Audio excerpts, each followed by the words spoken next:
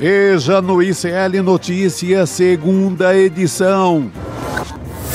Azedou de vez. Governo e Hugo Mota trocam críticas pela votação do projeto que enfraquece a Polícia Federal.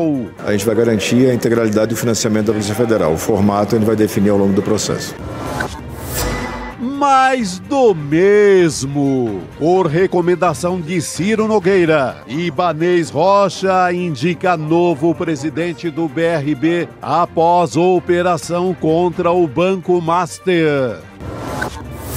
Arquivos Epstein envolvendo Trump. Após Congresso aprovar a divulgação, tema volta a assombrar a Casa Branca. O ICL Notícias, segunda edição, está no ar.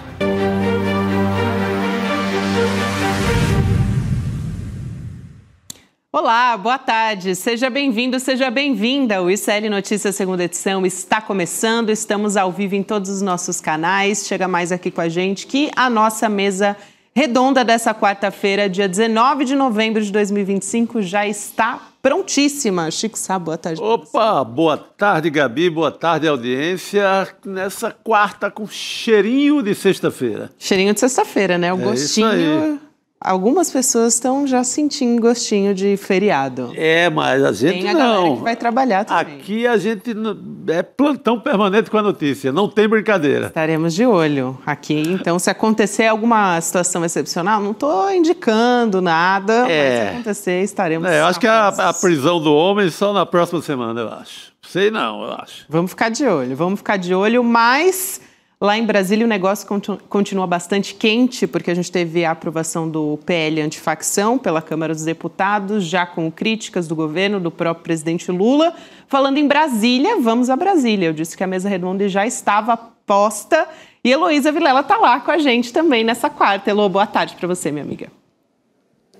Boa tarde, Gabi. Boa tarde, Chico. É tarde com perfume de feriado, né? Perfume de sexta-feira. Mas, olha, vou te falar que aqui no Congresso a movimentação só recomeça segunda-feira. Porém, na política não parou, porque bastou esse PL da antifacção ser aprovado para a briga começar já nas mídias sociais. Então, tem muita insatisfação com o texto que saiu daqui e saiu de lá da Câmara, e aqui no Senado a promessa é de vir mais mudança por aí, talvez mais na direção do que o governo está querendo. Você viu, né, Chico? Eu falei que as movimentações em Brasília continuam, e a Elô disse que a movimentação na política continua, mas os corredores são bem tranquilos, muito diferente do que a gente vê no dia a dia da Elô, né? Agora é vida mole aí, né? Até votar online, os caras votam, não tem mais aquela obrigação de estar... sempre foi, historicamente, terça, quarta e quinta. Quinta à tarde todo mundo já voa para os seus estados e tal. Agora, com a votação online, muitos deles nem isso, nem pisam. Tem até deputado nos Estados Unidos e ninguém diz nada e o cara continua com o mandato, então pode qualquer coisa, né, Elô? Virou bagunça, mas essa emboscada que o Derrite, o Hugo Mota, Tarcísio, a turma da direita promoveu aí com o Lula, né? Eles roubam o projeto de lei do governo, que foi preparado com muito tempo pela turma ali do Lewandowski. Eles se apropriam, mudam geral, tiram o poder da Polícia Federal, a polícia que realmente combate o crime organizado no Brasil, e deixam essa coisa ali mequetrefe que ficou, que tem combate nenhum, eles aumentam uma pena aqui, outra pena acolá, mas pegando só a turma de baixo. Isso. A turma de cima continua livre, banqueiro, pelo pensamento dele, jamais seria preso. Faria Lima teria uma cancela ali que proibiria a entrada da Polícia Federal. Então é só para pegar ali a turma de baixo. Se mantém, né? Aí é fácil, né? A gente já vê quem vai afetar. Elô, eu sei que você tem trechos a destacar desse projeto. Antes, só queria trazer a fala do presidente Lula para a gente ver como é que bateu ali para o governo, em especial para o presidente, né, que foi para as redes sociais falando o que ele achou dessa redação final dos deputados. Ele disse que favorece quem quer escapar da lei. Então ele diz: a gente precisa de leis firmes e seguras para combater o crime organizado. O projeto aprovado pela Câmara alterou pontos centrais do PL antifacção que o nosso governo apresentou. Do jeito que está, enfraquece o combate ao crime. É isso que você estava ressaltando, Chico. E gera insegurança jurídica. Trocar o certo pelo duvidoso só favorece quem quer escapar da lei. É importante que prevaleça no Senado o diálogo, olha aí o aceno também ao Senado já, e a responsabilidade na análise do projeto para que o Brasil tenha, de fato, instrumentos eficazes no enfrentamento às facções criminosas. E aí, a Elo Vilela também conversou com os integrantes do governo. Ela vai apontar aqui quais são os principais problemas que ainda permanecem nessa versão que foi aprovada na Câmara, né, Elo? Exatamente, Gabi, e não são poucas, viu? A gente acha que são basicamente 2 pontos, que é essa história de retirar dinheiro da Polícia Federal, que não é assim direto, vou tirar seu dinheiro. Não, eles dizem, o resultado de apreensões em batidas e mandados de busca e apreensão vão para o Fundo Nacional de Segurança Pública. Acontece que esse fundo não fica todo com a Polícia Federal, esse fundo é dividido com os estados. E pior, no Ministério da Justiça, se você entrar lá na página deles, você vai ver o dinheiro transferido para os estados muitas vezes fica lá parado, quando a Polícia Federal precisa dessa verba para continuar se aparelhando e se modernizando. Então, esse é um ponto-chave que o governo questiona. Agora, existem outros, né? Existe uma preocupação muito grande com o tipo de punição que está sendo vislumbrada e instituída nessa lei, que trata de crimes que já estão em outra lei, criando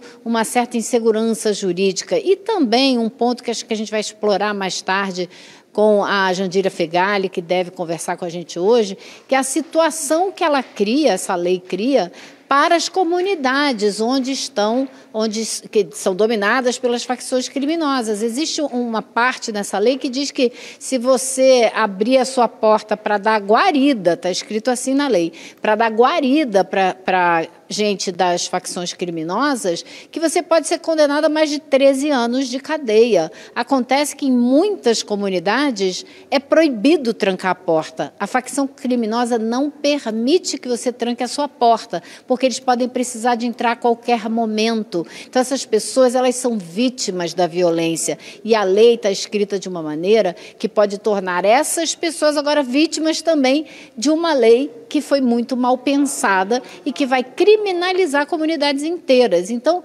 assim, são muitos problemas no texto que veio aqui para o Senado. A esperança é que sejam corrigidos agora aqui nessa casa. Já até uma sinalização, né, Elo e Chico também, de que esse trecho já chamou a atenção do Senado também. Então, pode ser que lá realmente seja alterado, porque é um absurdo, é pensado por gente que não tem o menor conhecimento das comunidades. Para castigar ali o trabalhador, a trabalhadora, né, da favela, né, que não tem nem é bandido, nem é polícia, não tem culpa nenhuma pelo conflito e que vai pagar, vai pagar por essa guerra burra, a tal da guerra às drogas e tal, que essa guerra burra que só mata, não prende ninguém grande, nunca prende o rei da parada mesmo, fica só ali no varejão, não resolve nada. A gente está aí há 50 anos, eu ia chutar, mas é muito mais de 50, com essa mesma guerra, sobe polícia, desce polícia.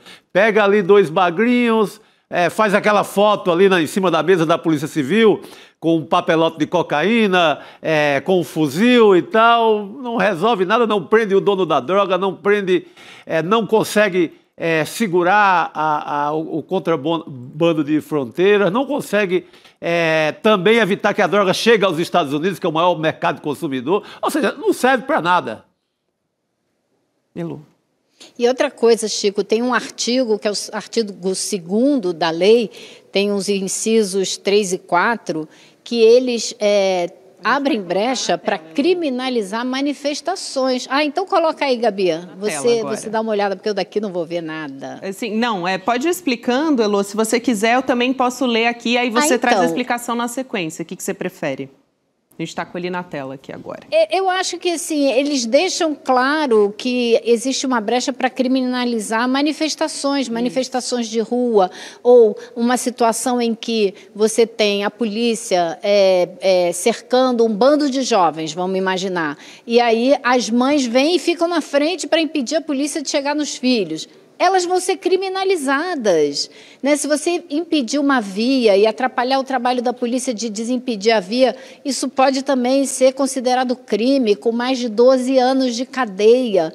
Então, assim, como é que você vai fazer uma manifestação de rua? Como é que você vai enfrentar a polícia quando você acha que ela está fazendo uma coisa que ela não deveria fazer, a população não vai poder fazer mais nada disso? Então, tem muitas brechas que são preocupantes nesse projeto. Boa, Elô, aqui só para trazer um trecho muito rapidamente para quem está só nos ouvindo. A Elô explicou muito bem e tem ali meio que pontuando coisas que podem ser crime, né? Então, quais seriam os problemas? Restringir, limitar, obstaculizar ou dificultar, ainda que de modo temporário, a livre circulação de pessoas, bens e serviços. Esse é um trecho do que diz aqui o projeto, né, o texto do DERRIT, isso que criminalizaria as manifestações, segundo o Elô está explicando aqui, né? Tem um outro trecho falando da colocação de barricadas, de bloqueios, obstáculos físicos, incêndios, destruição de vias ou uso de artefatos ou qualquer outro meio destinado a restringir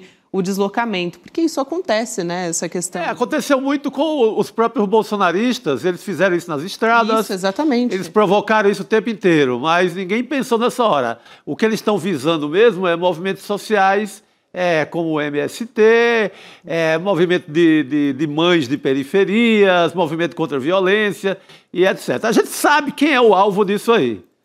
Não é ninguém branco, não é ninguém de classe média, não é ninguém de classe alta, ali, o MST são os desamparados do Brasil, para variar. Elô, eu queria também trazer aqui o posicionamento do presidente da Câmara dos Deputados, né, que com essa publicação que ele faz nas redes sociais e também com a aprovação do projeto do jeito que está, né, ele diz que o governo optou pelo caminho errado ao não compor a corrente de união, olha como ele chamou, corrente de união, para combater a criminalidade. Então, trazendo aqui um pouco a fala do Hugo Motta nas redes, ele diz: não se pode desinformar a população que é alvo diariamente do crime com inverdades. É muito grave que se tente distorcer os efeitos de um marco legal de combate ao crime organizado, cuja finalidade é reforçar a capacidade do Estado na segurança pública. Não vamos enfrentar a violência das ruas com falsas narrativas. Precisamos estar unidos neste momento. O governo optou pelo caminho errado ao não compor essa corrente de união para combater a criminalidade. O que a gente viu acontecer foi o texto voltar diversas vezes, né, Lô, por críticas ao texto e o relator não conversar, não procurar o governo federal para negociar ou para tratar a respeito disso em nenhum momento, né? Não, ele sequestra o texto do governo, ele sequestra o texto do governo, chama o DERRIT de São Paulo numa operação casada com o Tarcísio de Freitas para reforçar eleitoralmente tanto o DERRIT como o Tarcísio no próximo ano e vem com essa palhaçada agora. Olha, eu acho que essa troca de mensagens, porque é uma troca de mensagens, né? O presidente Lula se manifestou e depois veio essa manifestação do Hugo Motta chamando o que o presidente escreveu de inverdades, porque o presidente está pontuando que esse projeto vai sim fazer com que a Polícia Federal perca verba e isso enfraquece o trabalho da Polícia Federal. E ele está chamando isso de inverdades. Então, primeiro você já vê aí um confronto direto entre o presidente da Câmara e o presidente da República, o que é sinal de que a coisa está bem ruim. Agora, a gente tem também uma demonstração clara da diferença que vai ser esse processo no Senado. Por que eu digo isso? O DERRIT tinha uma reunião marcada, 9h da manhã, do dia da votação, ontem, com a ministra Gleisi e com o ministro Lewandowski. O Hugo Motta marcou essa reunião. Depois ele ligou para desmarcar porque o DERRIT não queria ir. O DERRIT não queria conversar. Talvez porque soubesse que ele não ia ter argumento para contrapor os argumentos do Lewandowski, né? Então fica meio difícil discutir com quem tem argumento. Porém, Aqui no Senado, hoje eu soube que o senador Alessandro Vieira, que será o relator da matéria aqui no Senado, já enviou uma mensagem para o Ministério da Justiça dizendo que quer saber exatamente quais são os pontos que o Ministério critica no projeto que foi aprovado aqui na Câmara e quer conversar sobre o assunto. É um comportamento diametralmente oposto, que é assim que se constrói legislação, é conversando, negociando e argumentando. Agora, essas mensagens do presidente Lula e do Hugo Mota também são uma discussão a respeito de como tratar esse assunto e qual é a versão do tratamento desse assunto que vai dominar nas redes, porque o Hugo Mota está se pelando de medo da maneira como ele está sendo tratado nas redes. O Hugo não se importa, né? Aquela coisa toda pegou mal para ele, ele cometeu uma série de erros e acho que agora está cometendo mais um, de abraçar o projeto do DERIT como se fosse dele mesmo, né? Se identificando unha e carne com o DERIT e o Tarcísio, que é isso mesmo, esse é o grupo dele. Mas ele, como presidente da Câmara, teria a prerrogativa de não ficar tão envolvido diretamente com um grupo da casa, né? Ele podia tomar um pouquinho de distância e dizer, não, eu sou o presidente, né? E tratar isso de outra maneira. Então, você tem aí uma mudança radical no tom, na maneira de conversar e negociar da Câmara para o Senado, né? Do DERIT para o Alessandro Vieira, e você tem uma disputa aberta entre o Hugo Mota e o presidente da República e também uma disputa clara da maneira como esse assunto será tratado, quem vai comunicar para a população brasileira exatamente o que aconteceu aqui. E é o esforço do governo, do presidente Lula, de deixar claro, sim, estão tirando dinheiro da Polícia Federal, entre outras coisas. Elô, super importante isso. A Elô falou aqui do Alessandro Vieira, né, do MDB, que vai ser o relator do projeto antifacção lá no Senado, e isso foi visto com certo alívio no Planalto, porque o Alessandro Vieira, segundo a avaliação ali do entorno do presidente Lula, tem um perfil mais técnico, né, um perfil mais moderado também para conduzir essa análise por lá. E o próprio Alessandro Vieira já deu uma declaração, muito rapidamente aqui para a gente já chamar a nossa convidada, dizendo que não vai permitir que a Polícia Federal perca recursos. Então, a gente já tem aqui uma indicação de como é que ele vai conduzir essa história. Vamos assistir rapidamente essa fala.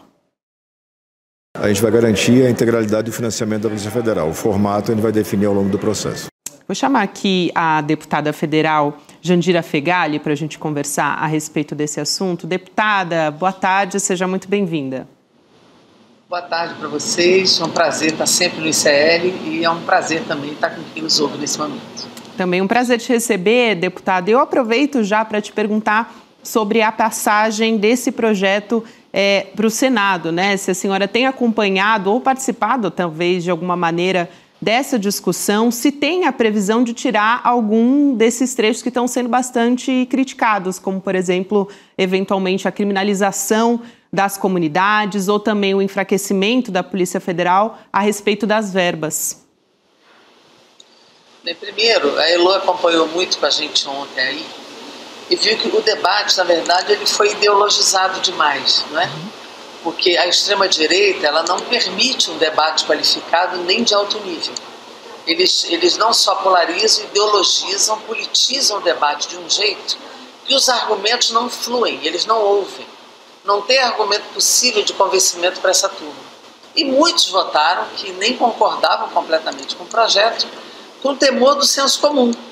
Porque o que eles dizem? Quem vota contra é a favor de bandido. E as pessoas temem que essa repercussão na sociedade impacte eleitoralmente no ano que vem. Então, essa onda do senso comum é muito prejudicial a quem responsavelmente faz leis no Brasil, principalmente para enfrentar algo tão grave, tão opressor da sociedade como são as facções criminosas. Então, o interesse de todos ali, nós, do nosso campo, era enfrentar a facção criminosa. E o projeto do governo, na minha opinião, era um projeto muito melhor. Um projeto trabalhado durante 6 meses, ouvindo especialistas, ouvindo juristas, ouvindo pessoas que lidam com gestão de segurança pública. Então era um projeto muito mais redondo, muito mais denso, muito mais valorizador do papel investigativo da Polícia Federal, integrado inclusive com estados e municípios. aumentou penas de forma proporcional, correta, quando tinha que aumentar a pena, botando uma pena básica para o conjunto dos crimes, e ainda teve sanções administrativas, sanções penais, sanções civis. Foi um projeto muito redondo, na minha opinião, a gente não precisava além disso. Eu acho que precisa avançar na lei, porque a lei que nós mexemos da organização criminosa é de 2013, e o crime de lá para cá mudou o seu contexto. Então é preciso evoluir também na lei, por isso a qualificação de facção criminosa. Claro. O que vai acontecer no Senado se esse projeto que foi aprovado na Câmara, no contexto que foi, prevalecer? Eu acho que nós vamos ter um atraso no processo investigativo e acho que nós vamos criminalizar o cotidiano das comunidades. Eu ontem conversava, isso pelou inclusive na Câmara ali no Salão Verde, eles têm muito medo da Polícia Federal, é bom dizer isso, porque a Polícia Federal é capaz de investigar relações econômicas, relações políticas de autoridades locais com crime, com sistema financeiro, com fintech, como essa questão do banco que foi liquidado e que o Cláudio Castro colocou dentro desse banco não só Rio Previdência, mas também um BIDA SEDAI. É um calote bilionário que nós estamos sofrendo no estado do Rio de Janeiro. E o TCE alertou essas irregularidades durante todo o tempo. Sim. E ele, assim mesmo, aplicou o dinheiro no banco que foi liquidado e o presidente preso. É óbvio que o Cláudio Castro tinha conhecimento dessas coisas. Então, assim, a Polícia Federal, quando ela entra, ela vai investigar esse conjunto. E eles temem a Polícia Federal. Então, eles tiraram, pelos nossos cálculos, pelos cálculos do próprio Ministério da Justiça, 272 milhões do Fundo Nacional de Drogas, que é o principal fundo de reversão do confisco de bens. Tiraram 60 milhões do Fundo Nacional de Segurança Pública, fazendo um novo rateio e esvaziando o papel federal no processo investigativo e de combate a esses criminosos, sejam eles de execução direta do crime chamado ultraviolento, que eu nunca vi essa figura penal, uma invenção, como é uma invenção chamada de domínio social estruturado, também ninguém sabe o que é isso, nem eles explicaram, que está no texto, né? Ultraviolento, ele libera o colarinho branco, porque o colarinho branco não é ultraviolento na execução. Então, a organização criminosa ultraviolenta pode estar, inclusive, liberando os criminosos chamados de colarinho branco do sistema financeiro. Então, tudo isso, a depender da interpretação do judiciário e de quem vai aplicar a pena, pode aliviar muito os aliados dessa turma que ontem virou um discurso único de que eles querem combater o crime. E na questão na questão, inclusive, do perdimento de bens, que seria o confisco, eles também burocratizaram, alargaram, criando uma inovação da chamada ação civil pública, que pode levar 10 anos. Então, eles, na verdade, no fundo, eles estão protegendo a liderança do crime, a liderança do sistema financeiro, a liderança política, a liderança do comando, os líderes que não estão na favela. Esses é que eles estão, de fato, protegendo. E, além disso, tem uma criminalização absurda do ambiente da favela. Quando a gente escreve que você restringir, limitar, obstaculizar ou dificultar, ainda que de modo temporário, a livre circulação de pessoas, isso você está criminalizando um protesto, uma passeata, sim, uma caminhada, né? Isso aqui pode ser interpretado. Isso aqui, gente, 20 a 40 anos de prisão. 20 a 40 anos. Olha a pena básica desse projeto. Quando entra aqui na questão do transporte, danificar ou explodir ficou no mesmo crime. Então eu posso jogar uma pedra numa vidraça de um ônibus, ou eu posso explodir um ônibus com gente dentro, o crime é o mesmo, é 20 a 40 anos. E quando eles falam no capítulo favorecimento do domínio social estruturado, quem abrigar, né, uma pessoa ligada ao crime, 12 a 20 anos. A mãe de um menino desse, que não vai deixar de abrigar o seu filho, vai pegar de 12 a 20. E eles escrevem lei, algo que eu também nunca vi, Lívia, que é apoiar de qualquer forma. O que é apoiar de qualquer forma num texto legal? Isso não existe. Também 12 a 20 anos. Né? E, além disso, tem um artigo que eu não sei se todo mundo percebeu, que é o seguinte: mesmo que você não seja partícipe de uma organização criminosa, mas cometer um desses crimes, você também pega 20 a 40 anos. Então eu não sou nem do Comando Vermelho, nem do Terceiro Comando, nem de nada. Mas eu danifiquei um ônibus num protesto. 20 a 40 anos. Nossa, isso então, uma criminalização de um ambiente do cotidiano dessas famílias e dessas pessoas que vivem na periferia e nas comunidades, que é inaceitável. Então, é preciso que esses pontos, e tem outros, né, porque não dá tempo, mas é preciso que a gente mexa isso no Senado, mas que a gente principalmente construa um acordo que envolva a Câmara, porque a última palavra é da Câmara.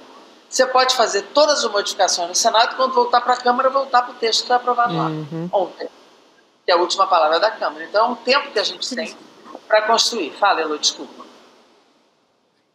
Não, deputada, é porque a gente já viu hoje uma troca de mensagens entre, né, não foi direta, mas foi entre o presidente Lula e o presidente da Câmara, Hugo Mota. E o presidente Lula já dizendo, olha, isso enfraquece a Polícia Federal, e o Hugo Mota dizendo, as inverdades não ajudam nada e tal.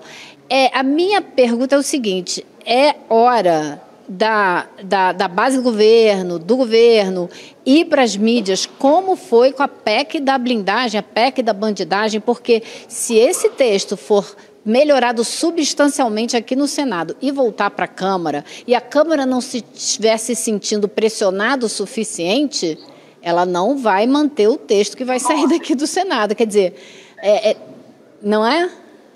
Eu concordo com você, Lu. Acho que é uma estratégia de comunicação agora decisiva. Qualquer pesquisa, dependendo de como você pergunte, ela tem um resultado. Se perguntar assim, você é a favor de combater o crime organizado? Claro, eu também sou. Mas é a favor de esvaziar a Polícia Federal? As pessoas vão dizer não. Mas a pergunta nunca é essa. A pergunta que se coloca nas pesquisas é se você é a favor do projeto que combate o crime organizado. Ora, até eu, se fosse leigo e tivesse respondendo essa pesquisa, eu diria sim. Né? Eu acho que o Senado ele precisa evoluir. Ele já disse que vai fazer audiência pública, inclusive, o que é bom para ouvir. Tem que ouvir o governo, porque o Derrite se recusou a ouvir o governo. Né? Tem que ouvir o governo e precisa, na verdade, que o governo se articule bem no Senado, mas não deixe de se articular com a Câmara. E acho que a sociedade precisa intensificar a sua pressão para que, de fato, os avanços que possam ser alcançados no Senado permaneçam no retorno do projeto à Câmara. Sem mobilização, nós corremos o risco do Senado fazer um esforço e, quando chegar na Câmara, voltar tudo ao que era antes, como no quartel de Abrantes, que foi a votação de ontem. Chico. Boa noite, deputada. Deputada, eu vou seguir na questão do crime organizado, só que eu vou mudar de Brasília para o Rio. Eu queria saber como a senhora viu a relação do Cláudio Castro, governador do Rio, ao investir pesadamente no Banco Master, que pertence a esse senhor que está preso agora, ao Daniel Volcaro, e especificamente na questão da Rio Previdência, da Previdência dos servidores funcionários do Rio de Janeiro. O governador colocou na mão desse senhor que está preso agora, desse banqueiro, praticamente a aposentadoria de muita gente no Rio de Janeiro. Eu queria a sua avaliação sobre essa manobra financeira do Cláudio Castro, que, ao meu ver, é ato quase de crime organizado. Na verdade, ele botou 990 milhões, quase 1 bi, do Rio Previdência, mais 1 bi da SEDAI, foi 2 bi, num estado que está falido, que não tem desenvolvimento nenhum, que não tem desenvolvimento industrial. É o maior desemprego do Brasil, é o do Rio de Janeiro. É o maior número de jovens fora da escola e fora do trabalho, é no Rio de Janeiro. E tudo o que as mães das comunidades falam para nós é que o filho dela só precisava de uma oportunidade. Então o Cláudio Castro não tem nenhuma autoridade para falar em segurança pública. E pior, esse investimento no Banco Master, a Polícia Federal já está investigando e tem que ir fundo. Porque vai ter que ficar claro para a sociedade qual é a articulação real do governador com esse crime. Exato. Porque isso é crime. Isso que ele fez é crime e o dono do banco é um fraudador do sistema financeiro. Como é que ele, alertado pelo Tribunal de Contas, continuou investindo no Banco Master? Ele estava alertado pelo Tribunal de Contas. Sim. E assim mesmo continuou investindo. Então essa relação me parece mais profunda e mais articulada e mais robusta do que apenas um investimento que ele não sabia, um investimento pontual para melhorar as finanças do Estado. Então eu acho que essa investigação vai mostrar muita coisa e eu acho que vai, de alguma forma, vai desmontar a tentativa de virar a agenda.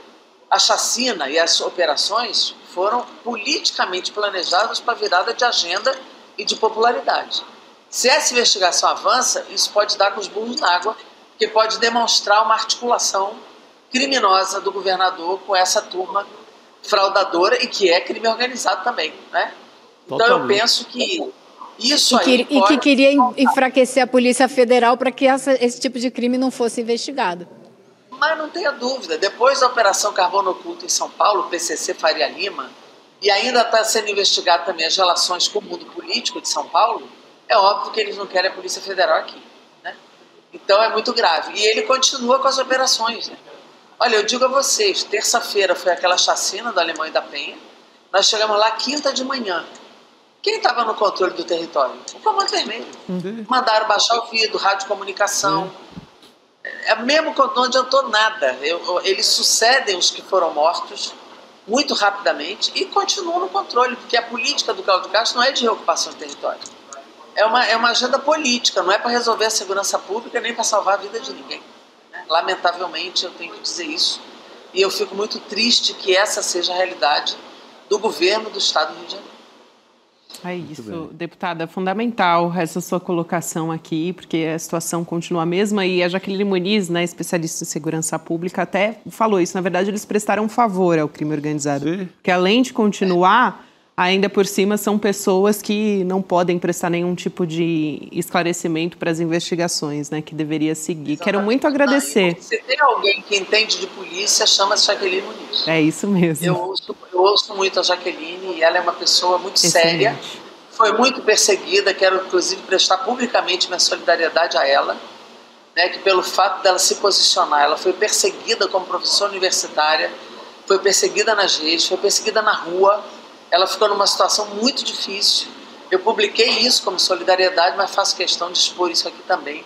Solidariedade é uma pessoa séria, uma especialista séria, que já contribuiu muito para a segurança pública do Rio. E o que nós precisamos é mudar politicamente. Sem dúvida. O que o Rio de Janeiro tem, senão essa política de segurança também não muda. Sem dúvida. A gente também presta a nossa solidariedade aqui. Eu te agradeço muito, deputada, pela sua presença, pelos esclarecimentos aqui. Obrigada. Um bom trabalho em Brasília. Até a próxima. Obrigada. Um beijo, Elô. Tchau para vocês. Tchau, boa noite. Tchau, tchau. Um beijo grande. Tchau, tchau. A gente continua por aqui com a Elô. Elô, a gente estava falando agora há pouco sobre essas questões todas envolvendo o Banco Master. Olhando para Brasília, você tem uma apuração a respeito do Banco BRB também, né? Gabi, porque hoje o governador Ibanez, a Rocha aqui de Brasília, trocou novamente o nome da pessoa que vai estar à frente do BRB depois desse escândalo. Ele tinha escolhido uma pessoa, agora escolheu outro, o Nelson Souza.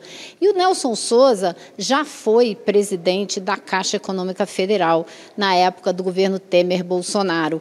E o que é interessante ele é do Piauí, do estado do Ciro Nogueira, e é parte de um grupo de técnicos da Caixa Econômica Federal que se aproximaram cada vez mais do centrão, do Ciro Nogueira, né, dessa turma do Temer, do Bolsonaro.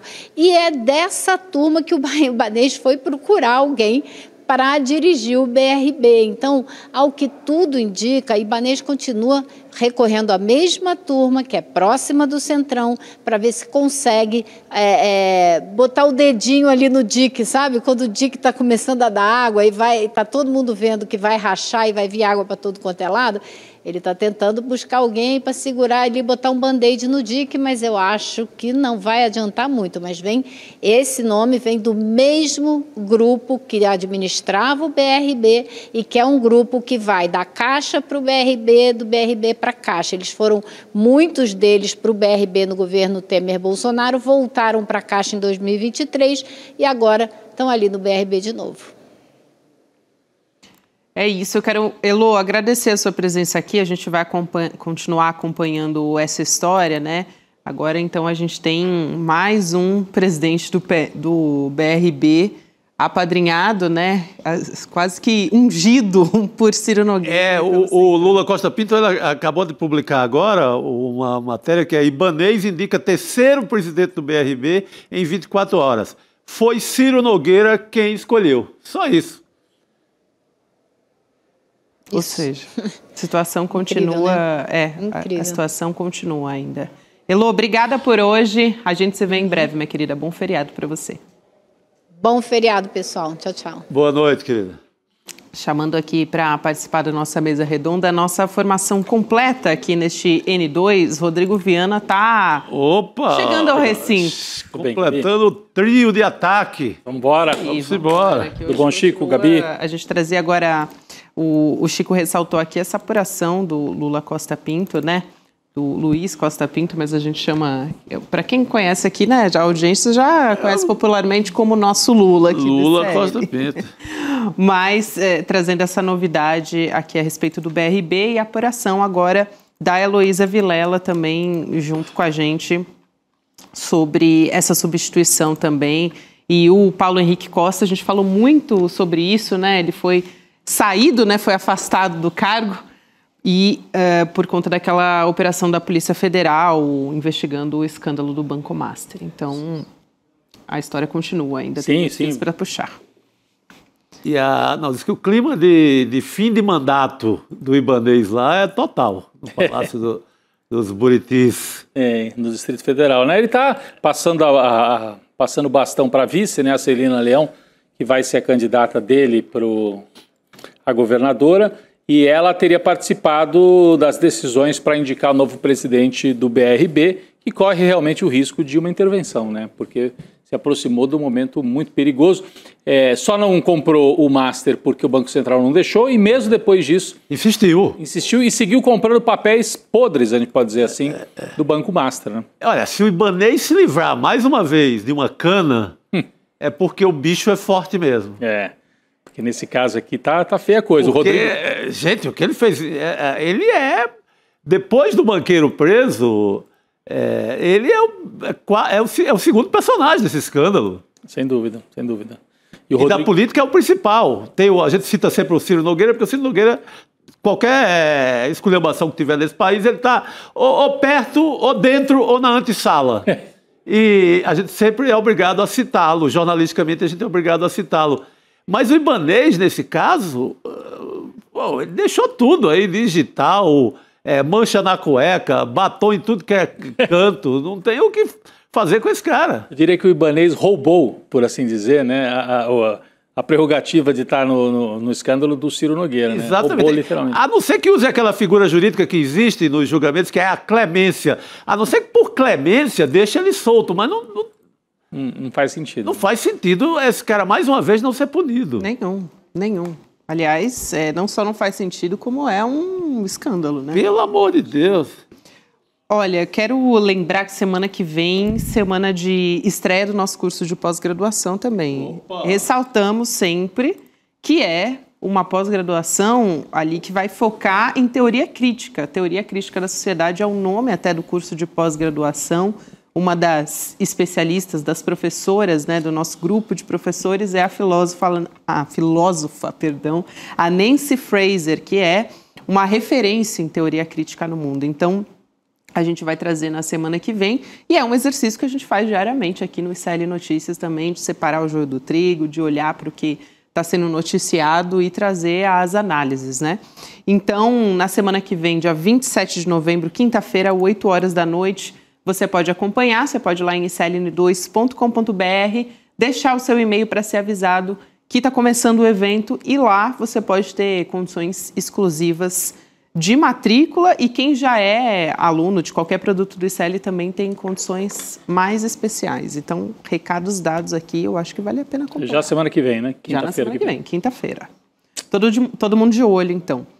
Vamos seguir aqui trazendo mais informações, aliás, trazendo mais um convidado aqui que normalmente vem ao N2 de quinta e sexta-feira, mas hoje ele está excepcionalmente nessa quarta-feira com a gente também, Juliano Medeiros. Boa noite para você. Boa noite. Opa, olha o homem aí, rapaz. Boa noite, pessoal. Clima de sexta-feira nessa véspera de feriado, né? Eu tive que estar aqui no N2, porque clima de sexta-feira é o clima que eu costumo estar aqui nos nossos debates, mas um prazer falar com vocês, gente. Prazer falar comigo. Muito bom. E com notícia quente, né, Gabi? Acabou de pintar uma aqui, hein? Lembra que ontem a gente falou que o Vorcaro quase deu uma banana para o Brasil, né? Porque estava tentando fugir, segundo as investigações. Que seria o fim do Vale Tudo, né? Seria o fim de Vale Tudo. Clássico, Aurélio, né? O personagem naquela cena clássica. Mas pegaram o cara ali no raio-x, né? Pegaram o Vorcaro indo para Malta, né? Que era onde ele queria chegar. Mas tem um personagem que pode ter, de repente, dado uma banana para o Brasil aí. Pode, olha só essa. É o Alexandre Ramagem, que pode ter fugido do país com a família dele. Ele foi condenado pelo Supremo Tribunal Federal, vocês vão se lembrar, na trama golpista. E ele foi visto num condomínio de luxo lá em Miami, nos Estados Unidos. Notícia que está na coluna do Guilherme Amado, no Platô, que era nosso colega aqui do ICL também. Então, informação exclusiva. E vale lembrar que durante a tramitação da ação ali, né, da trama golpista, o Alexandre de Moraes determinou a entrega dos passaportes de todos os réus, né? E não há no processo nenhuma manifestação pública sobre a devolução desses passaportes. Então, será que ele tinha algum outro passaporte? Tem passaporte de algum outro país? Às vezes tem uma segunda nacionalidade ou escapou de alguma outra forma? Porque como é que entrou nos Estados Unidos sem o passaporte brasileiro? Pois é. E ele está licenciado da Câmara, né? Até dezembro, dia 12 de dezembro, é ali a marca, né, do tempo de licenciamento. Em setembro ele pediu licença, alegou problemas de saúde, e o condomínio onde ele está lá em Miami, né, o Ramagem, que foi diretor da ABIN, é de, assim, para vocês terem uma ideia, tá? Um apartamento mais simples custa em média R$2.000. R$2.000 a diária. Diária, tá? E ele foi visto indo para a academia do condomínio, viu, Juliano, Chico?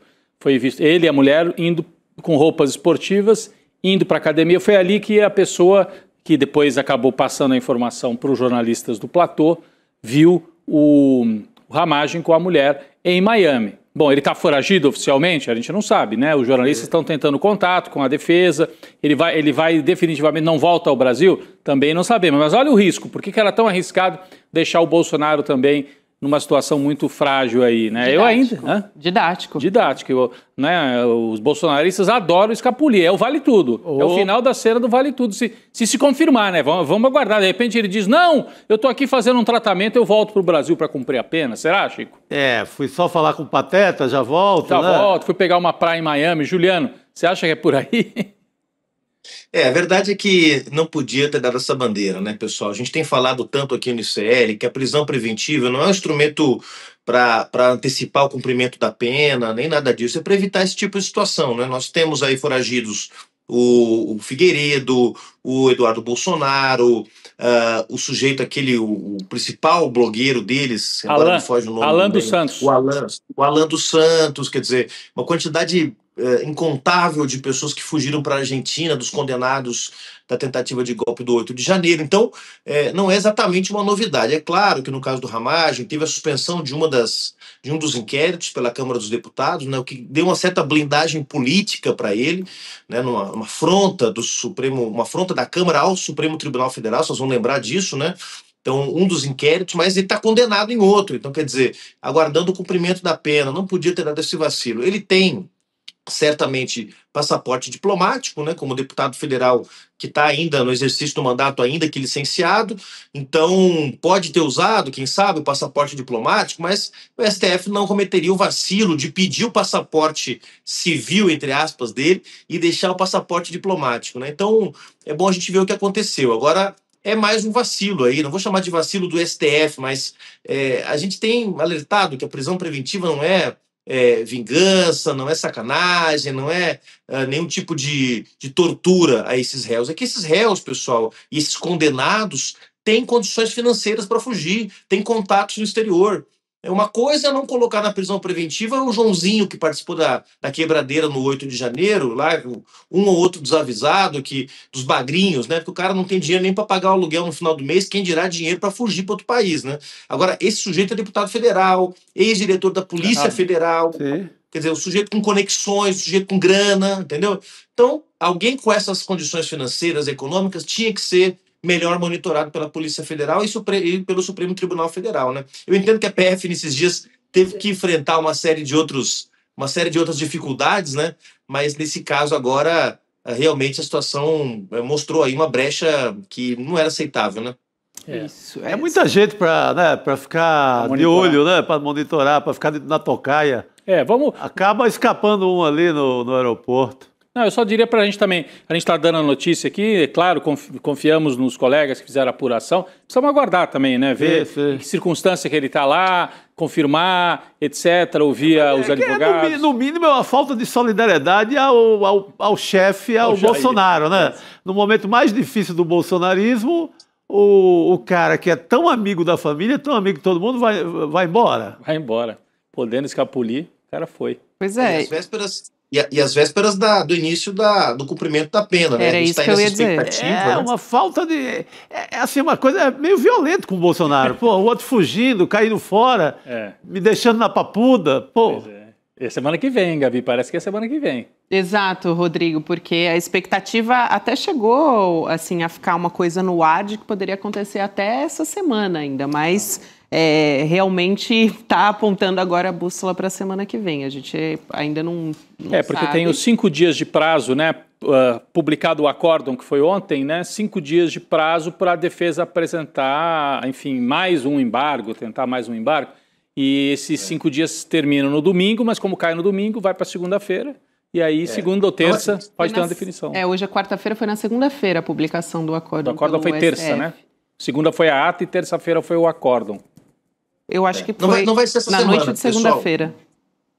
Não vai ser essa semana, mas imagine que simbólico seria o Bolsonaro começar a cumprir pena exatamente no dia 20 de novembro, dia da consciência negra, ele que sempre foi racista, ele que sempre tratou os negros e as negras com desdém, com preconceito. Imagina que simbólico seria nesse dia que marca o dia da resistência do povo negro, colocar um racista como Bolsonaro atrás das grades. Seria realmente um júbilo para todos nós. Mas, ao que tudo indica, vai ficar para a semana que vem mesmo. O champanhe, a jurubeba, o que quer que seja, que esteja gelando aí na sua geladeira, espere mais um pouquinho, porque falta pouco. Tá chegando a hora. Isso, então na semana que vem a gente pode ter, né, de fato, a efetivação do cumprimento dessas penas. Então, eu acho que a gente deve ter o desdobramento dessa aparição do Ramagem lá em Miami. A gente não sabe o que ele foi fazer por lá e dá até para, além de se confirmar essa questão, né, tem que se entender com que passaporte ele foi, se ele foi... se o Alexandre de Moraes determinou que a entrega do passaporte dos réus fosse efetivada, ele não pode. Então, mesmo que ele vá com outro passaporte, né? Enfim, pela decisão da Justiça, eu acho que o recado é muito claro. Ele não pode ir para fora do Brasil. Então, ainda que ele tenha ido com outro passaporte, isso não pode, né? Pode. Vamos ver como é que o Alexandre de Moraes até vai se manifestar a partir dessa notícia que está aí no mundo, e o Alexandre Ramagem tem que se posicionar também. Vamos falar. Agora, Gabi, Fala, Juliano, vai lá. Claro. Falando em breaking news aí que o Rodrigo trouxe, eu não sei se vocês já comentaram, acabou de sair também a notícia de que o governo do Distrito Federal se tornou réu. Aí eu não sei se é na figura do governador, eu não sei exatamente qual é a figura. Isso é quente, hein? Isso é quente, Juliano. Você está trazendo aqui para a gente. Vamos... O governo do DF teria se tornado réu no caso do Banco Master e... aí a notícia precisa ser confirmada, mas também o chefe de gabinete do Ibanez Rocha, que também seria conselheiro do BRB, também teria se tornado réu. É bom checar essa informação. Mas a chefe, né? A Juliana Monice acabou de sair aqui no jornal O Globo, em uma coluna do jornal O Globo, uma reportagem aqui do Renan Sete. Acho que o governo do Distrito Federal e a chefe do governador, né, do Ibanez Rocha, estão sendo acusados nesse processo, em um processo sancionador, que é aquela acusação formulada e que vai a julgamento da CVM, a Comissão de Valores Mobiliários, envolvendo o BRB. Importantíssima essa informação que você traz aqui, Juliana. Juliana, no caso a Juliana que eu estou falando aqui, é que está no gabinete do governador Ibanez, né? A chefe de gabinete aqui na reportagem. Ela está sendo processada na qualidade de membro do Conselho Fiscal do BRB, cujo controle é detido justamente pelo governo do DF, e ela ocupa um dos cargos mais importantes, né? Aliás, esses detalhes aqui do processo da CVM não são públicos.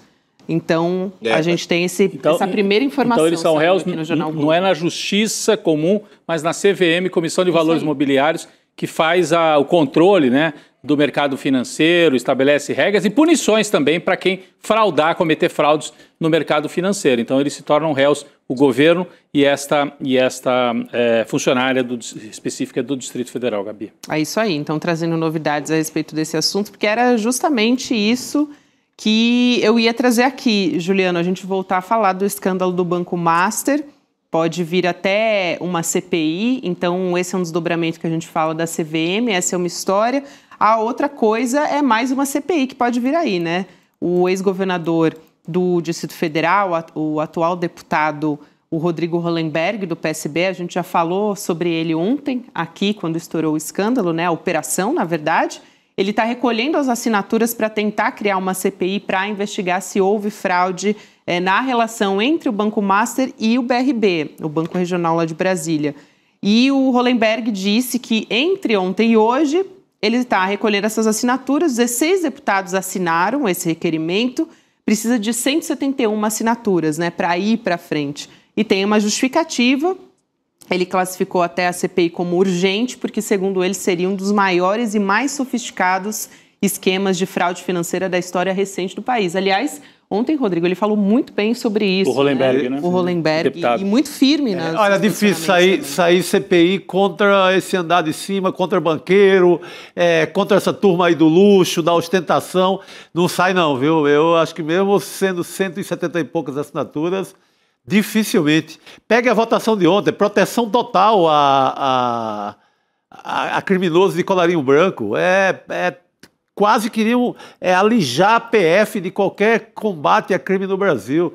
Eu não acredito em nada desse Congresso para combater alguém ali considerado super rico ou até mais ou menos rico. O negócio ali é chutar a porta de barraco e nada mais. O Centrão não vai deixar avançar isso, mas é importante, o Hollenberg ontem pediu não só a CPI, como pediu a prisão do Ibanez. Pediu a prisão do governador Ibanez, já te mostrou aqui. Aí depende de PF, aí não vai depender de Congresso, de Justiça, né? Aliás, Chico, no caso do Master, a defesa pediu o habeas corpus, nós tivemos aqui agora há pouco também. Houve o pedido de habeas corpus, a defesa do Vorcaro, a manchete de agora também.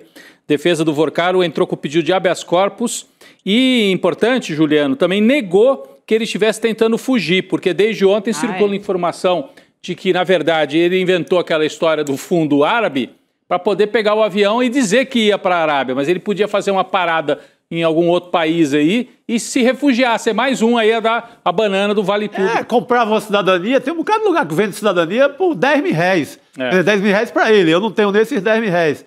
Mas tem muito lugar, sei lá, vai para Bangkok. O PC Farias foi para Bangkok porque lá você compra, você vira amigo do rei. Só que não deu tempo, pegaram ele antes. Você compra uma cidadania por uma grana boa que esses caras têm de sobra. Malta, sei lá, tem um bocado de lugares que não é muito caro. Para esse cara é dinheiro de pinga. Pega só na festa da filha do Vorcaro, ele gastou 15, 20 milhões. Isso é um escândalo, né? 15 milhões na festa de 15 anos da filha. O artista mais barato era o Alok, pra você ter ideia. Que estava lá fazendo o trabalho dele, não tem nada a ver com o crime do banco, né? Estava lá fazendo o trabalho dele, tocando as músicas para os ricaços dançar. Mas é uma turma de muita ostentação. Aí você pega as mulheres deles ou namoradas, vai no Instagram deles aí para você ver, você tem uma novela Vale Tudo por minuto.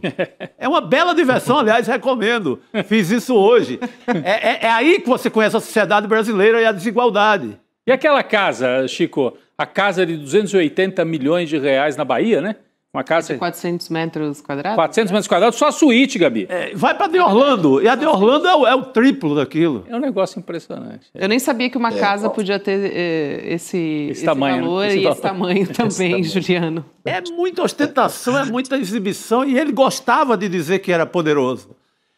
Ele tinha um camarote de luxo dentro dos camarotes do Carnaval do Rio de Janeiro, que só entrava o bambambam do bambambam do bambambam, de Odete Reutemann para cima. Então, é o cara desse universo do Brasil, da ostentação, né? De comprar gente em Brasília, chegar comprando com convite, tem avião, entra no meu avião, vamos para Miami, Orlando. É esse tipo de gente. Mas está lá, por enquanto, está no chilindró. E olha que o bicho tem advogado bom. Tem. Mas até agora tá na tranca. É isso. Eu tenho acompanhado esse caso há um bom tempo, tá, gente? Por quê? Porque alguns analistas, amigos meus que trabalham aí com análise de risco, já vinham apontando que a quebra do Master era quase irreversível, tá? Um amigo meu chegou a me dizer, olha, não, tem 99% de chance do Master quebrar. Isso já há alguns meses atrás, tá? Uns 6 meses atrás. E a preocupação de quem acompanha cenários de análise de risco é sempre o efeito contágio, né? Que uma corrida dos correntistas do Master para sacar os valores que estão depositados em aplicações, uma vez que o banco tem um rombo aí calculado em 40 bilhões de reais, né, e que o fundo garantidor de crédito não cobre a totalidade dessas operações, nem porque o fundo garantidor de crédito cobre operações de até 250 mil reais. Quem tem uma aplicação de 500 mil reais vai morrer com 250 mil. E isso poderia gerar um efeito contágio no sistema bancário. Não foram poucas as vezes no mundo em que a quebra de um banco desencadeou um efeito contágio que impactou muito as economias. Então, meus amigos que analisam risco, e eu que analiso o risco porque eu sou um pensador da política, e risco é um elemento fundamental na política, vinha já sendo alertado há um bom tempo de que a situação do Master era muito delicada e quase irreversível. Quando saiu a notícia da compra do Master pelo Fictor, que é esse fundo que tem entre eles, boa parte dos investidores são magnatas árabes, me chamou a atenção que alguém quisesse comprar o Master, considerando que ele estava às portas de uma recuperação judicial, né, ou mesmo de uma liquidação judicial.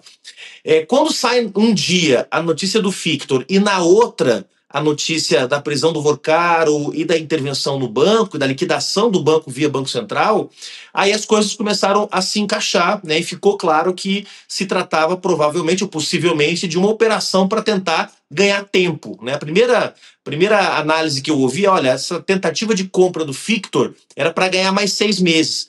E o que se diz é que a tentativa de compra do BRB também era uma operação para ganhar tempo, ou seja, que a entrada do BRB como possível comprador do Master lá atrás, né, no processo que tramitou no CAD, no Conselho Administrativo de Defesa Econômica, também tinha como propósito não comprar de verdade o Master, mas ganhar tempo para que o Master pudesse tentar encontrar um outro comprador ou passar parte dos seus títulos que não são executáveis para frente. Ou seja, já há algum tempo se sabe que o Master não anda bem das pernas e muita gente tem relação com o Daniel Vorcaro. Vou dizer só isso, tá?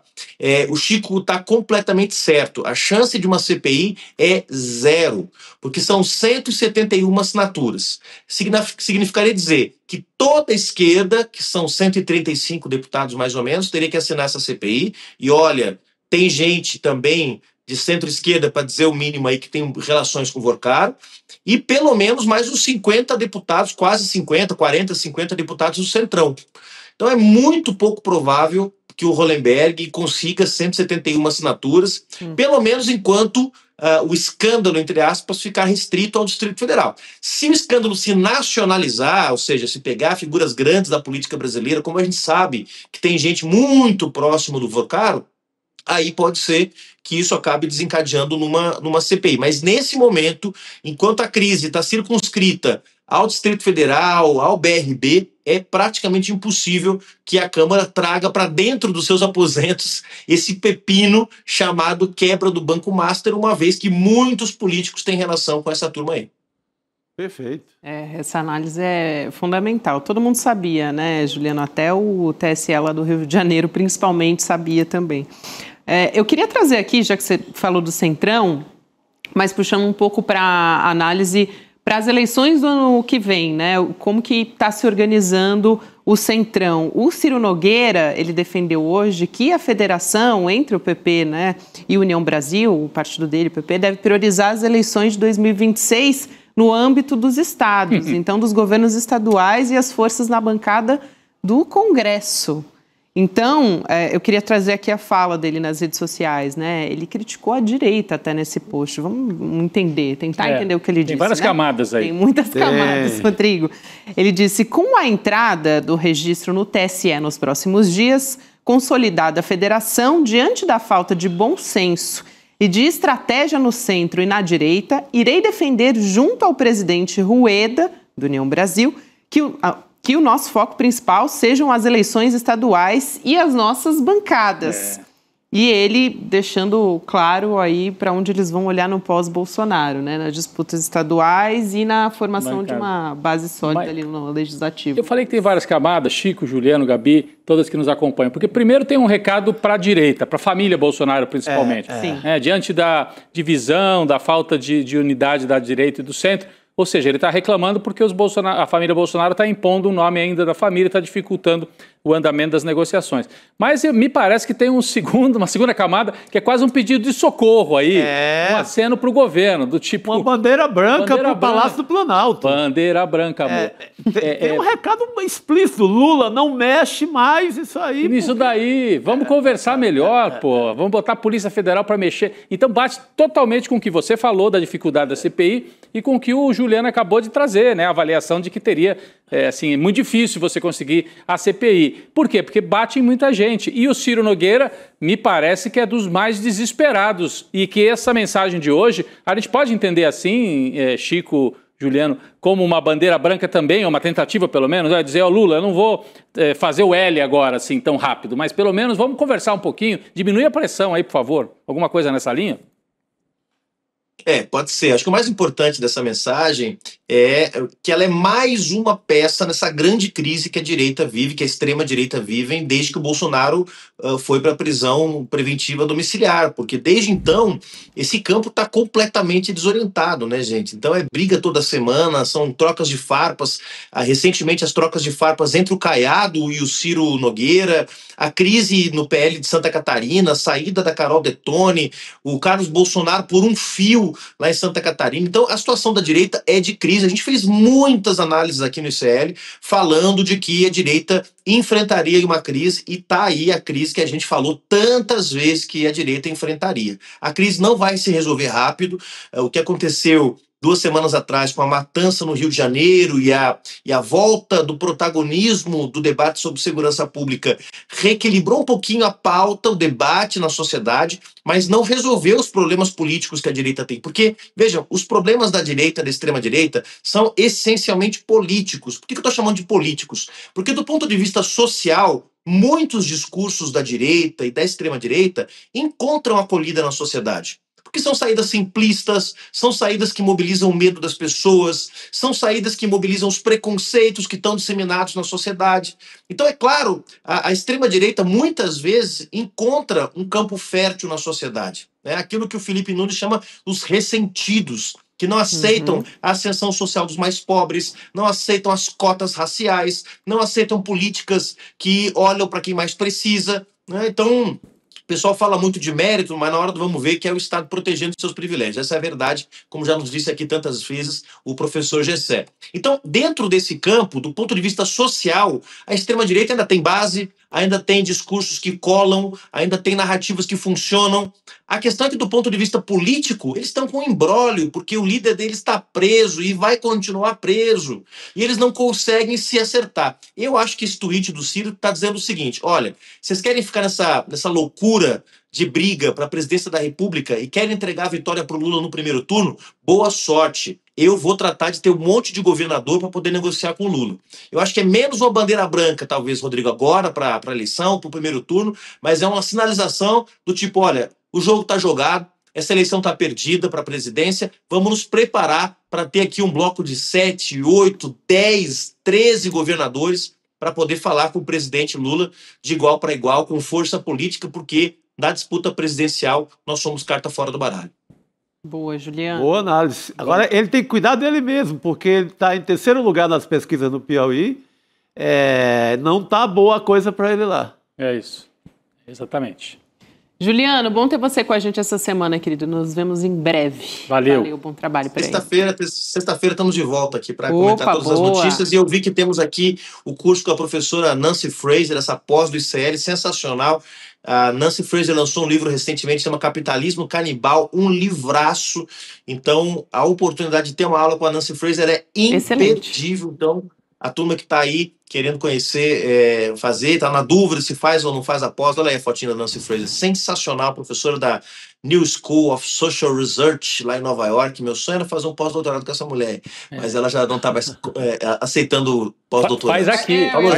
Faz a pós-graduação aqui no ICL. Valeu, Juliano. Um abraço. Juliano. Valeu. Boa noite, professor. Juliano, de plantão. Sexta-feira a gente estará junto, Juliano. Eu estou no plantão aqui. Valeu. É isso, a nossa equipe vai estar aqui. Vai.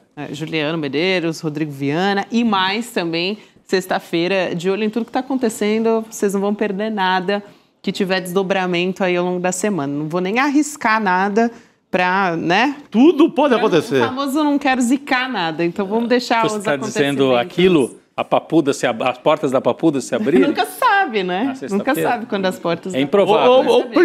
Ou mais prisões nesse caso do banqueiro do Vocaro, porque, pelo amor de Deus, é muita gente grande enroscada na parada. É verdade. E a gente continua tendo desdobramentos ainda hoje, depois da operação. Vamos falar de assuntos internacionais também? Vamos dar uma olhadinha no calcanhar de Aquiles dos Estados Unidos, não, do Donald Trump lá nos Estados Unidos. Vamos chamar o professor Leonardo Trevisan aqui nessa quarta-feira. Professor, sempre um prazer te receber. Boa noite. Boa noite. Boa noite, Gabriela, Rodrigo, Chico. Boa noite a todos que nos escutam, gente. Boa noite, professor. Olha, professor, a gente vai voltar mais uma vez a falar do caso Epstein, porque o Congresso dos Estados Unidos aprovou a divulgação dos documentos, né? E o próprio Donald Trump já tinha orientado os republicanos a votar a favor da divulgação. Ele tem mudado posicionamento ultimamente, né? Tem se posicionado publicamente como se estivesse ali também fazendo pressão pela divulgação. Ele foi até para as redes sociais antes do Senado iniciar a votação, dizendo, né, que, enfim, sobre a importância disso. Ele fez um textão nas redes sociais. Mas o importante dessa história, professor, é a gente entender como é que isso pode, eu acho que o que todo mundo quer saber, né? Como é que isso pode afetar a popularidade do Trump, o quanto ele está preocupado, até porque isso é muito caro para o próprio movimento MAGA, que ajudou o Trump a chegar ali ao posto, né, da cadeira presidencial da Casa Branca.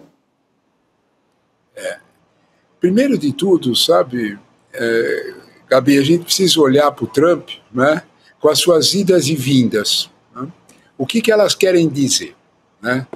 No Trump nada se perde, tudo se transforma em coisa pior. Então, não adianta a gente olhar. Né? Então, começou lá durante a eleição, né, durante a campanha, que apareceu os primeiros sinais, e ele disse, não, eu quero divulgar, o dia que eu estiver na Casa Branca, eram 3 promessas. Né? Acaba a guerra na Ucrânia, acaba a guerra em Gaza, e eu divulgo as... Não aconteceu nada disso. Né? Então, aí o que de fato aconteceu? Né? Em fevereiro, a Câmara liberou uma série de arquivos e a Pambond disse que havia uma lista de clientes. Pambond é a Procuradora-Geral dos Estados Unidos, Secretária de Justiça. Em junho, ela mudou de ideia. Em junho, o departamento mudou de ideia e disse que não havia mais provas, tinham desaparecido. A partir daí, o Trump começou a jogar duro, ia dizer que era idiota. Pode usar vários filmes. Quem lidasse com isso? Começamos em fevereiro, junho. Setembro mudou de ideia. Daí, de alguma forma, ele começou a dizer que era uma farsa, que era uma derrota, que era uma medida dos democratas, conspiração dos democratas. Até novembro, quando a Câmara autorizou, de fato, algo mais do que aqueles e-mails que já se sabia desde fevereiro de 2018. Aí o caldo entornou. Aí, de certa forma, ele não tinha mais o que dizer. O que é que propiciou essa pressão? O que mudou nessa pressão? É exatamente o que você falou. É o MAGA.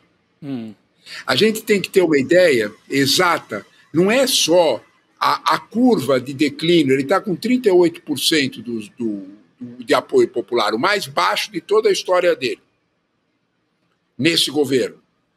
O problema é um pouco maior, porque quem é que está começando a colocar isso em dúvida? A gente tem que entender Estados Unidos para entender Trump. A gente tem que entender que uma parcela enorme dos Estados Unidos vai 3 vezes por semana na igreja e no domingo passa o domingo na igreja. Essa gente vota Trump. Só que essa gente não quer ouvir falar em criança sendo molestada, não quer ouvir falar em escândalo sexual. Como é que faz? Como é que eu faço com o pastor? É aí que está o problema. Quando isso contaminou quem domina esses votos, eu vou dar um nome com todas as letras, né? Que era a carro-chefe do Trump, a Marjorie Taylor Greene. Né? Quando chegou nela, o Trump pôs a mão na cabeça. A Marjorie Taylor Greene é aquilo que a gente pode dizer um papa-votos ideal de milhares de pastores. Se ela mudou o discurso, imagina o que o pastor está pensando na igreja. É aí que está o problema. Porque aí abriu o leque, Gabriel. Não é só 3% de inflação, café com 21% de inflação, carne com 18% de inflação. É aquilo pelo qual o americano, lá dessa cidadezinha, votou. Eu quero o mundo parado, eu quero confiar, não quero mudança alguma. Eu quero que, de alguma forma, aquilo que eu imagino como mundo retinho, tudo certo, tudo funciona. Foi isso que o Trump me prometeu. Isso aí não molesta a menina de 14 anos de idade. Esse é o ponto. Esse é o ponto. Agora, chegou lá embaixo. Professor Trevisan, mas a hora que divulgam efetivamente, né, você libera os documentos, não pode ficar pior ainda a situação para o Donald Trump se isso mostrar em detalhes as relações dele com o Epstein, ainda que não mostrem detalhes mais escabrosos da vida pessoal, individual do próprio Trump, mas só mostrar que ele tinha uma relação próxima, que eles trocavam e-mails, que eles eram realmente próximos, isso já não vai ser pior ainda? O que ele teria a ganhar? O que a gente pode esperar daqui para frente, já que na economia parece que não vai haver grande melhora, pelo menos daqui até o ano que vem, quando tem eleição do Congresso, e nesse caso aí dos costumes, né? Mas nesse caso nós estamos falando de crime, não é nem de costume, estamos falando de crime sexual, crime. Né? Crime, então, 14 anos de idade, exatamente. Pois é, o que ele pode colher ainda, o Trump, a hora que os documentos saírem, né? Os documentos, basta sair um documento com o Epstein e ele comentando sobre a pessoa. Você lembra do desenho? Ah, sim. Teve um desenho. Sim. Lembra do desenho? Sim. O desenho é só a ponta do iceberg. Uhum. Tem muito mais para baixo. Eu continuo insistindo. Como é que convive isso com o discurso moralista lá para o pastor? Talvez a aposta Porque dele... é isto que sobrou para o Trump. Nós não podemos nos enganar sobre isso. Não podemos nos enganar sobre isso. Essa é a base. Se essa base oscila, aí é que está o problema. De alguma forma, quando a gente olha para esse quadro, não é? Vocês lembram que nós estávamos comentando que a água estava subindo? Subiu mais. Eu ousaria dizer que está pelo peito. Está longe do nariz? Não tanto, mais. Esse ponto explica o desespero.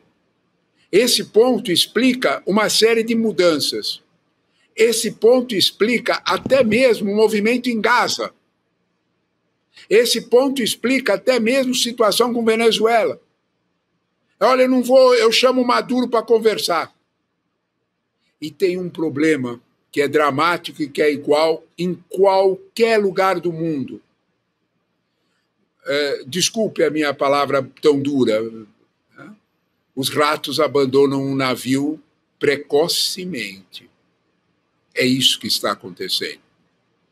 Não é só a Marjorie Taylor Greene. Ratazanas grandes e ratazanas médias e ratinhos já estão montando o seu esquema para ficar longe. Porque daqui faz a conta. É menos de 12 meses, porque é 4 de novembro. Isso. Ele está vendo aquilo... Vocês viram o resultado da votação? Foi 427-1. Ninguém quis pôr a carinha para defender o Trump. Isso é sinal muito grave. Isso é, de certa forma, uma carga muito exemplar de que os ratos já estão desenhando o caminho para sair do navio. E o Trump sabe disso perfeitamente. Ele já faliu 4 vezes. Ele sabe o que acontece. Então, de algum modo, esse processo é um processo sinalizador. Isso é importante. Muito mais grave que os arquivos do Epstein é os 427 votos. Ninguém quis apostar. Exatamente.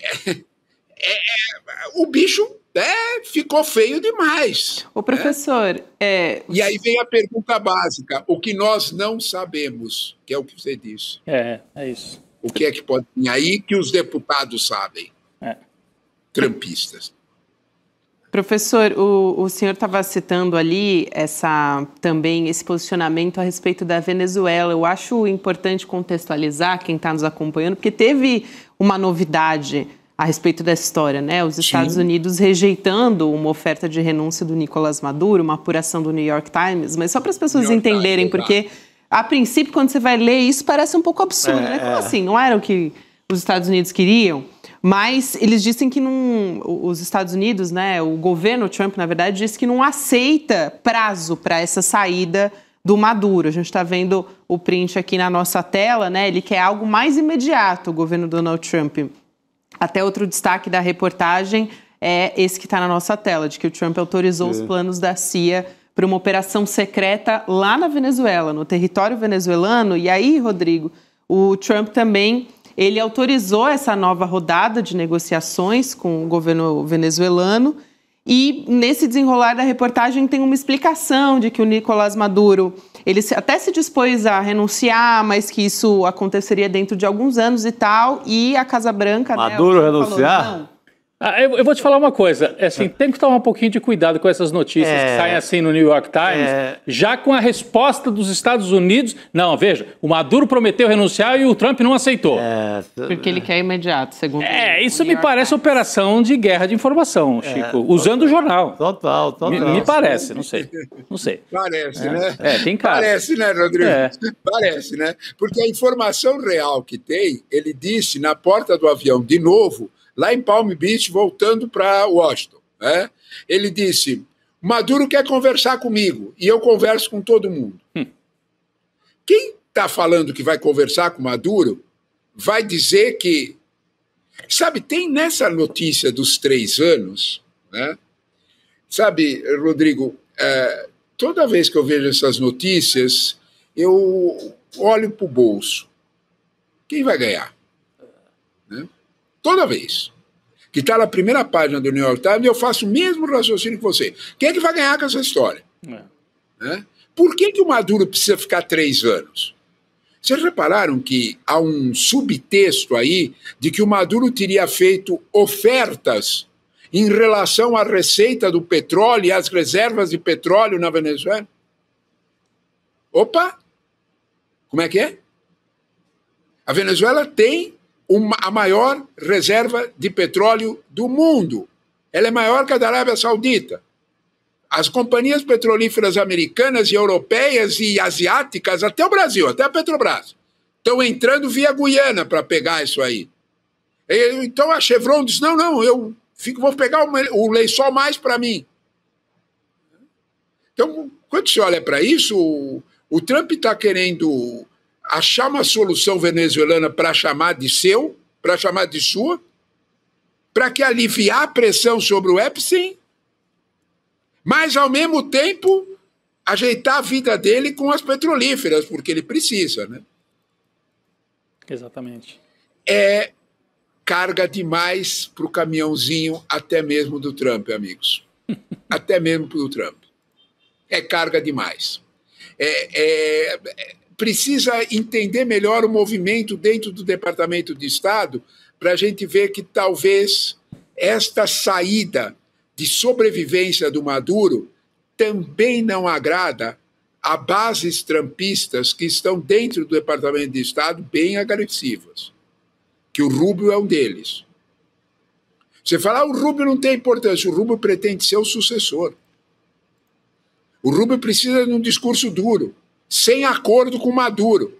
Olha que sinuca de pico, como diria meu tio-avô. Porque, desculpa, né? O Trump precisa disso, agradar as petrolíferas para sair de lá. Mas ele não pode fazer isso desagradando as bases trumpistas dele, da própria Flórida, que não podem ouvir falar de Maduro sem tremer. Como é que faz?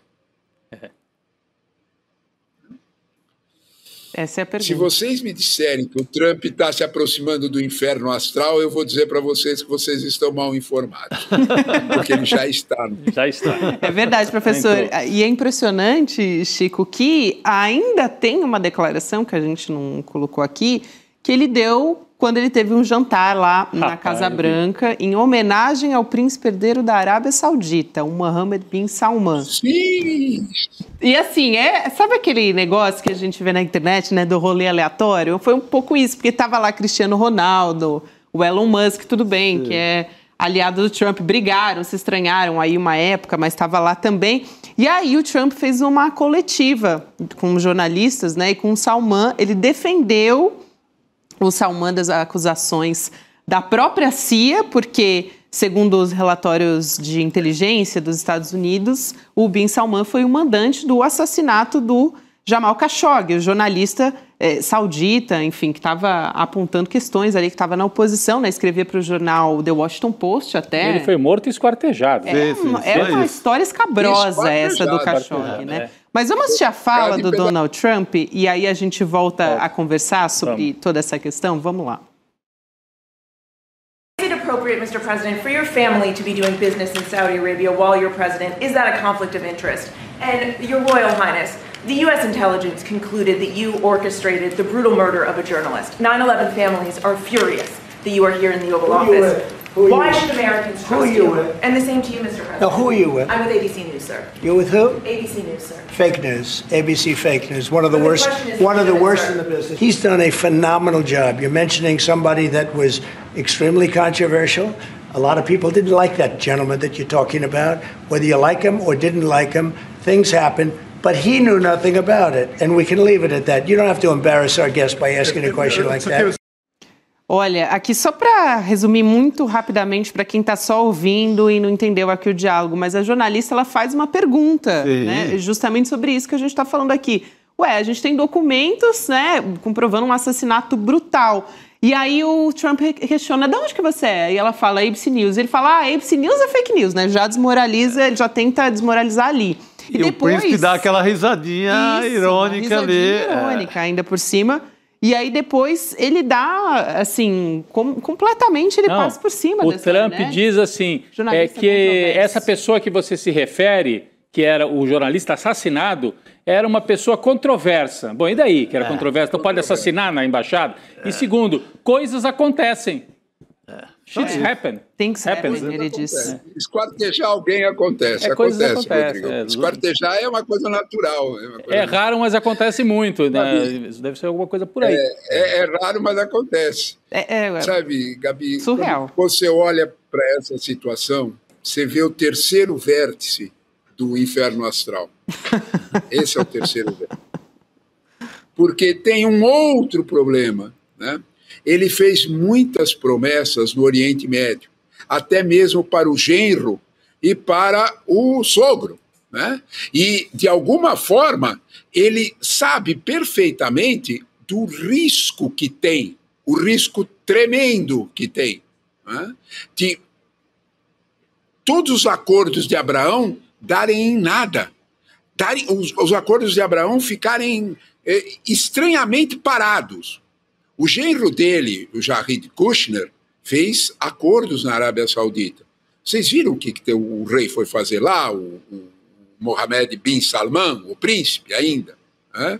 Ele foi negociar 600 bilhões de investimento nos Estados Unidos, é um número, pode ser outro número, não importa. Ele foi negociar investimento. Mas olha, o que ele foi fazer mesmo lá foi buscar F-35. Que a Arábia Saudita não tem em quantidade suficiente. Isso aí tem a ver com o jeito... atrás dessa conversinha aí, tem China. Porque a China disse, se os Estados Unidos não derem para vocês, eu dou. Se os Estados Unidos derem F-35 para a Arábia Saudita, como é que faz com Israel? Porque foi o padrão bem avançado dos jatos israelenses que fritou a aviação iraniana. A Arábia Saudita não tem uma aviação tão... Ela tem F-16. Para usar uma comparação, F-16 é mais ou menos 2, não chega nem a 3G, do F-35, que é 5G. Maleabilidade, velocidade, poder de fogo, um monte de coisa do avião. Vai dar o F-35 para a Arábia Saudita? Ele foi lá com o dinheirinho sacudindo. Quer me dar, eu faço investimento, mas eu quero comprar F-35. Uhum. Aí faz como com Israel? Aí faz como com o genro? Eu estou te dizendo que nós descobrimos a pólvora, Gabi. É inferno astral. Ele não é analista de relações internacionais, é astrólogo, professor Trevisan. Acabamos de saber. O professor está um pouco místico. É astrólogo. Astrologia. É astrólogo. É inferno astral. É isso. É inacreditável, porque na conversa que a gente está tendo aqui, nós estamos expondo fragilidades da água subindo. Isso. Exatamente. 1, 2, 3, né? Mas eu acho claro que o escândalo Epstein é o mais grave, porque pega a base mais imobilista numa eleição. Do MAGA, que é absolutamente, vamos usar uma palavra educada, dogmática. Do mesmo jeito que ela adora, ela passa a odiar. Do mesmo jeito que ela vota, ela passa a não votar. Não tem meio termo. Então, a situação é bem curiosa. Viu? É bem muito, curiosa. Professor. E a gente vai voltar a falar sobre isso ainda, viu? A gente não vai conseguir escapar, não, porque, como o senhor já disse, né, o inferno astral... Tá pegando mesmo. Mas inferno astral para uma quarta com gosto de sexta-feira tá ótimo essa fala do professor. Professor, muito bom. Obrigada. Sempre um prazer ter você aqui junto com a gente. Obrigado. Eu é que gosto da conversa com vocês, que pelo menos a gente dá uma risada numa situação tão tensa como essa. É o jeito, professor. Preservar o bom humor é fundamental. É isso. Um abraço, meus amigos. Muito obrigado. Um abraço, boa noite, professor. É fundamental mesmo, né? Porque olha, diante desse roteirista... Nossa, para aguentar... Vou nem falar o roteirista do Brasil, mas o nosso é especial. Agora, o roteirista do mundo também, ultimamente... Esse está trabalhando bem também. Está trabalhando bastante. Meu Deus. Hoje é dia de provocação, hein? Provocação histórica, com o professor Lindenberg Pareto. É a Joyce Bert. Muito bom. Vai falar do corpo e a cidade, resistências no espaço urbano. A Joyce Bert, ela é arquiteta, né? E também, enfim, ela tem uns posicionamentos muito importantes. Excelente nome. Das redes também. Sim. Social, importantíssimo. Então, a gente vai acompanhar, a partir de agora, a conversa com a Joyce. Eu estou bem curiosa também para acompanhar. Vale a pena, hein, gente? Fiquem com a gente. Muito bom. Pode liberar a Jurubeba da quarta-feira? Não, acho que hoje ou é contra? licença poética, não? Hoje vai. Uma Jurubeba educada ali. Moderada. Sem metanol, evidentemente. Claro, sempre. Aqui em São Paulo não resolveram ainda. O Tarcísio, o Derrite não resolveu sequer o problema do metanol. E agora está mentindo, né? Se pavoneando de resolver o problema da segurança do Brasil. A gente não pode nem tomar a nossa Jurubeba em paz. Pelo amor de Deus. Vamos nessa. Vamos tentar dar uma respirada. E tem noticiário aqui. Boa live de sexta-feira. Espero que sem nenhuma prisão. Qualquer coisa nos chame. Que... Tá bom. Estaria de plantão. Na audiência. Muito bem. Isso aí. Valeu, pessoal. Valeu. Boa noite. Boa noite. Democracia radical. Já ouviu falar sobre esse conceito? Não existe democracia se não formos ao limite em busca de mais direitos, igualdade e liberdade. Esse é um conceito necessário que hoje faz parte do campo de estudos da teoria crítica e que iremos estudar no nosso curso de pós-graduação do ICL. Eu vou contar mais sobre isso no dia do lançamento oficial da pós, dia 27 de novembro, uma quinta, às 20 horas. Eu te espero lá.